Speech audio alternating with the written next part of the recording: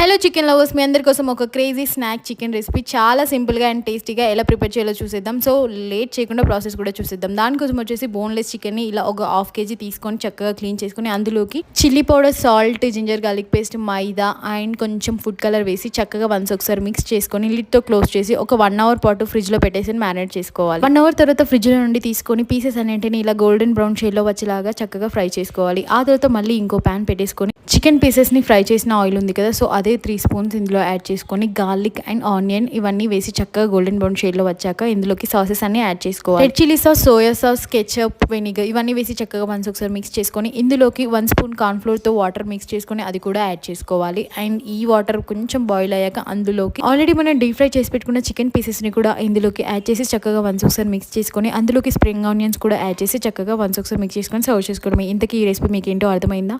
Chicken manchuria. So ఈ video మీకు ఎలా అనిపించిందో కామెంట్ చేసేయండి.